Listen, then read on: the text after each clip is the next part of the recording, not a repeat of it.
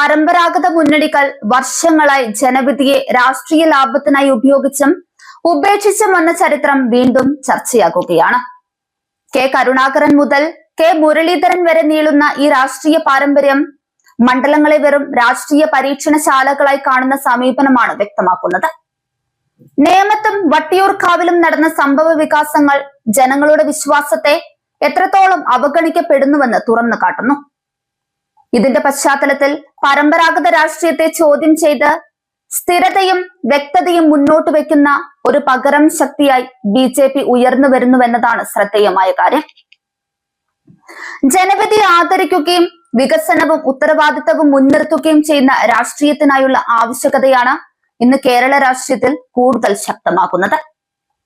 ഇരു മുന്നണികളുടെയും രാഷ്ട്രീയ വഞ്ചനയ്ക്കും ചതിക്കുമെതിരെ വിധി എഴുതാൻ കാത്തിരിക്കുകയാണ് നേമത്തെയും വട്ടിയൂർക്കാവിലെയും വോട്ടർമാർ. നേമത്തും വട്ടിയൂർക്കാവിലും ജനവിധിയെ അവഹേളിച്ച് അവജ്ഞയോടെ തള്ളിക്കളഞ്ഞ അച്ഛനും മകനുമാണ് വഞ്ചകർ.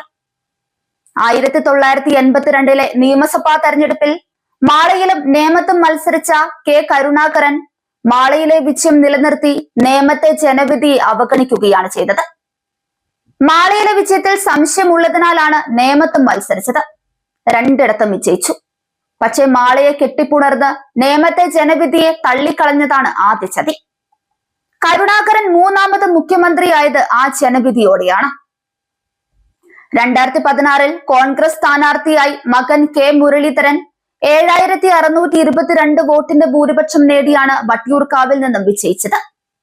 അത് കെ മുരളീധരൻ ഉപേക്ഷിച്ചത് ലോക്സഭാ തെരഞ്ഞെടുപ്പിൽ മത്സരിക്കാനാണ്. അച്ഛന്റെ വഴിയെ സഞ്ചരിച്ച മുരളീധരൻ 2021 കോൺഗ്രസ് സ്ഥാനാർത്ഥിയായി നേമത്തെത്തി. അവിടെ കിട്ടിയത് ദയനീയ തോൽവി. മൂന്നാം സ്ഥാനം കൊണ്ട് തൃപ്തിപ്പെടേണ്ടി വന്നു. നേമത്ത് BJP അക്കൗണ്ട് പൂട്ടിച്ചത് താനാണെന്ന് അവകാശപ്പെടുമ്പോൾ വിജയിച്ചത് വി ശിവൻകുട്ടിയാണ്. വട്ടിയൂർക്കാവ് തന്റെ തറവാടാണെന്ന് അവകാശപ്പെടുകയാണ് ഇന്ന് മുരളീധരൻ. തറവാട്ടിൽ കാഷ്ടിച്ച് അപമാനിച്ച മുരളീധരൻ ഇപ്പോൾ നേമത്ത് രംഗത്തിറക്കിയിരിക്കുന്നത് ശബരിനാഥനെയാണ്. അരുവിക്കരയിൽ വിജയിച്ച ശബരി കഴിഞ്ഞ തെരഞ്ഞെടുപ്പ് തോറ്റതിനു ശേഷം ആ മണ്ഡലം ഉപേക്ഷിച്ചാണ് നേമത്തെത്തിയത്. ഏതായാലും വട്ടിയൂർക്കാവിൽ എതിരാളി BJPയുടെ ശക്തിയായ ശ്രീലേഖയാണ്. അവർ മുരളിയെ കൊണ്ട് വരപ്പിക്കും. എതിർ സ്ഥാനാർത്ഥി പ്രശാന്ത് തിരുവനന്തപുരത്ത് മേയറായിരുന്നു. CPMന്റെ നോമിനിയായിരുന്ന ഒരു ചുക്കും ചുണ്ണാമ്പും ചെയ്യാത്ത മേയർ MLA എന്ന നിലയിലും ദയനീയ പരാജയമാണ്. 10 വർഷമായി നേമത്തെ പ്രതിനിധീകരിച്ച ശിവൻകുട്ടിയും മേയർ പദവി വഹിച്ചാണ് MLA പദവിയിലെത്തിയത്.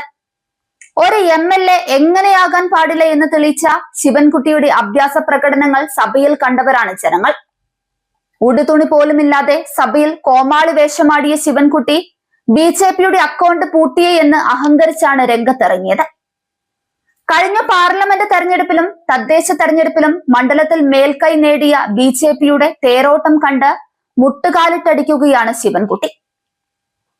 ഏതായാലും കെ കരുണാകരൻ ജീവിച്ചിരുന്നെങ്കിൽ BJPക്കൊപ്പം നിൽക്കുമായിരുന്നുവെന്ന് മകളും പറഞ്ഞിരുന്നു. കെ കരുണാകരന്റെ മകൾ BJP സ്ഥാനാർത്ഥിയായി തൃശൂരിൽ മത്സരിക്കുകയാണ്. തൃശൂരിലും പത്മജ വേണുഗോപാൽ ജയിക്കുമെന്ന കാര്യത്തിൽ ഒരു സംശയവും വേണ്ട. എനിക്ക് ഇങ്ങനെയൊരു അച്ഛനില്ലെന്ന് പറഞ്ഞ മകനൊപ്പം അച്ഛന്റെ മനസാക്ഷി പോലും ഉണ്ടാകില്ലെന്നുറപ്പ്. AK ആന്റണിയുടെ മകൻ അനൂപ് BJP നേതാവാണ്. ആന്റണിയും തെരഞ്ഞെടുപ്പ് ഫലം വരുമ്പോൾ UDFൽ ഉണ്ടാകുമെന്ന് ഒരു ഉറപ്പുമില്ല.